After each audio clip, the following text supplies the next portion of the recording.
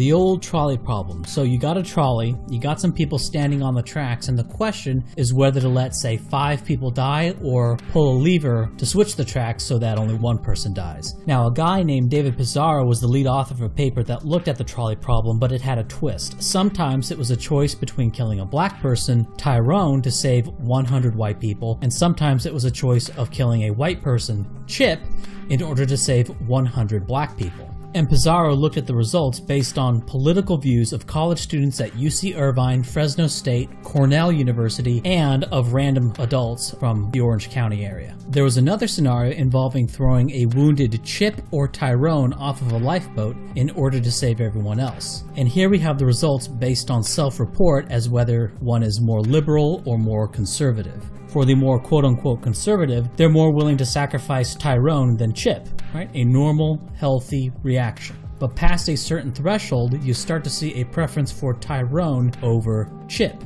Now, a problem with the study is that there's no real breakdown of the race of these respondents. However, there was another study looking at the tolerance for collateral damage in war, and the responses varied whether or not the collateral damage was on Iraqis or quote-unquote Americans. And past a certain point on the scale, respondents were more likely to sacrifice American lives than quote-unquote Iraqi lives. Now, this isn't a racial question, but it fits a pattern of xenophilia, or outgroup preference, among what is called the left. In an event on the matter, Pizarro talks about how people react to questions about race and nationality affecting their choices on who to kill. Quote, another finding we got is, if you're curious, that some people, when we presented these results, would say, well, you know, liberals are right because, in fact, a black life is worth more than a white life. These were white liberals from New York City, Chicago, just so you know. Fair enough, maybe that's the case for these people, but overwhelmingly our participants, when asked, deny that this is the case. Now, in-group preference is totally natural. If you're white and you are more likely to sacrifice Tyrone than you are to sacrifice Chip, that is something innate. That is something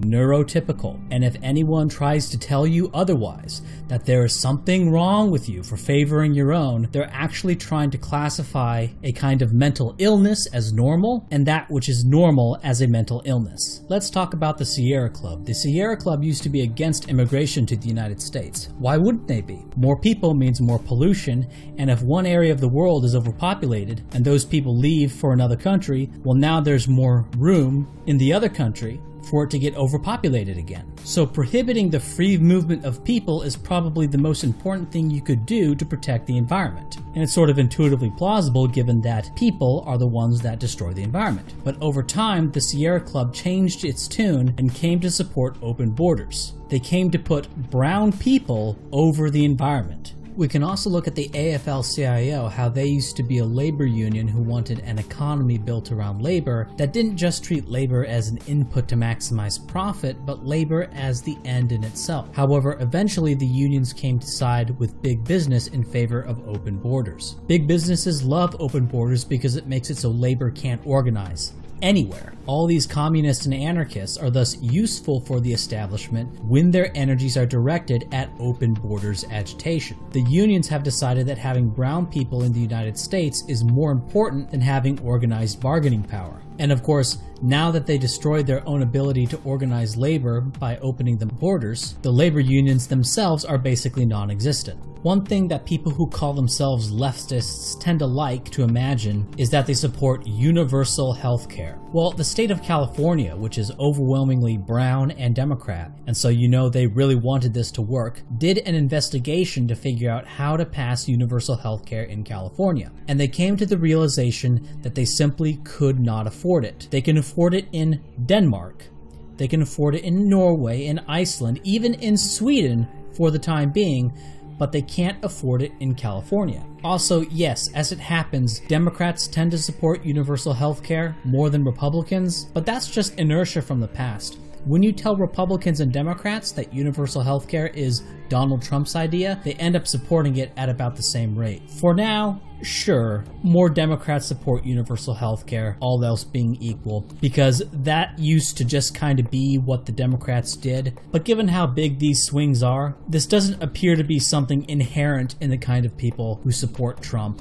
and it's not something essential to what is called the quote-unquote right, if such a thing even exists. Here's a little anecdote. In Brooklyn, they're dropping gifted programs because too many whites are in the gifted programs. Now imagine if the state of Kansas dropped gifted programs because too many Asians or too many Hispanics or Indians were in those gifted programs. You'd never hear the end of it, right? Of course you wouldn't. You'd have civil rights lawsuits coming out the ass over that. But when the Brooklyn blacks do it, it's okay and you don't even hear about it. Or how about women's rights and gay rights? Now, this is a horse that has been beaten to death because it's so obvious, but it should be brought up again for those who forgot. And that's the hypocrisy of supporting women's and gays' rights while bringing in people who mostly want gays dead and women behind closed doors, which is to say Muslims, or at least true Muslims. Maybe they do care about women's rights and gays, maybe, who knows. But one thing for sure is that they care more about having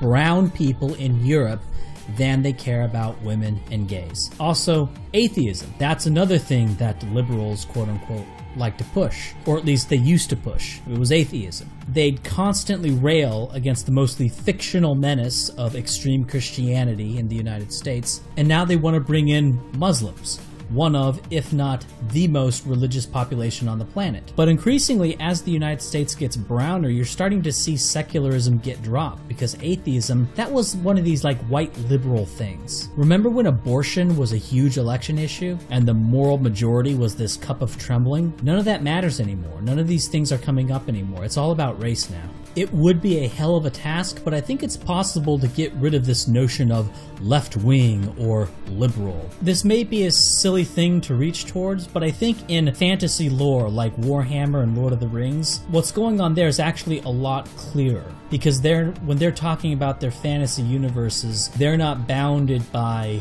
the norms and restrictions on opinion that someone is going to have at any time and place in history, because they're basically outside of this universe, creating this universe. Saruman sides with Sauron, who rules the orcs, along with aligning with the Middle Eastern people, the Haredim or whatever. Those who betray their people and side with Sauron and the wizard Saruman are the most despicable of all. Or in the Warhammer series, those who become corrupted by the chaos and join a multicultural alliance of chaos along with the orcs. Now, the orcs, of course, they don't have to be corrupted by the chaos, because they fight alongside the liberals because that's just what blacks do. The natural human instinct is to view those corrupted by chaos or those who sided with Sauron as traitors. So you have someone who values the Iraqis over the Americans. That's left-wing? No, that's just you favoring a group more distant from you over your own, or at least what you perceive as your own, American. Though the reality of American is another topic for another time. Now here's where you gotta have a few brain cells. You can rationalize whatever you want. The chaos narrative, the anti-white narrative, talks about the evil oppression of the European race. And they'll say something about a historical context about these groups, and about how all these groups are disadvantaged or whatever. And if you ever question this group narrative, if you ever question this historical narrative, well, you're treated like a heretic. Or the term today, it's racist. But it's all nothing more than seeing everything from the point of view of another group. You're not high-minded or beyond tribalism by doing this. You've just traded one nationalism for another, and swallowed the narrative that goes along with it. Now, maybe you want to boomerang this argument back to me and say, well, you're a self-proclaimed white nationalist, and so your view must be muddled by seeing things from your group's point of view. And that's probably true to some extent. But there's a huge difference between having a known bias that stems from a natural, healthy, neurotypical in-group preference, and having a kind of xenophilia, but not recognizing it as such and imagining that it's not xenophilia, and that you have a point of view that is above group identity, and that this is the view of science and rationality and truth, and it's the view of progress, and we are progressives, and we are for all that is good and wonderful, fighting against the retrograde conservative forces of white identity, or excuse me, white supremacy, as you call it. It's a totalistic worldview that literally blames all of the world's problem on a single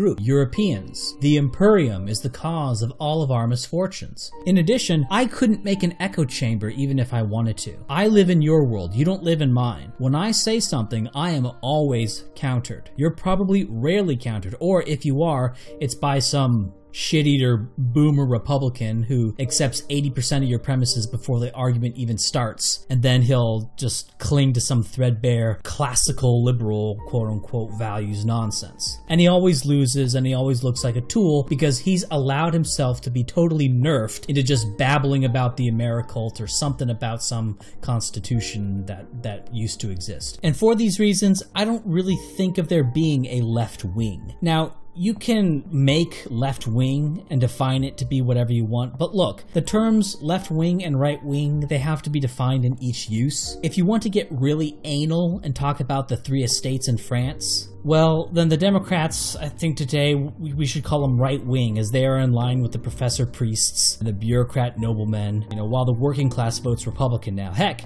they're increasingly, Democrats' views are in line with the literal priests of the churches today, as the churches start to go full-on third-worldist. So there, if you want to keep left-wing and right-wing, well then really we should call the Democrat coalition right-wing at this point. And we are the left. But it's all stupid. Really, humans are tribal and nationalistic, and they glob onto group narratives of the tribe that they identify with. That's all. That's all that's going on. That's all that has ever gone on. And it is a great danger to imagine that this is not what you are doing. Everything else is just a big, after-the-fact song and dance.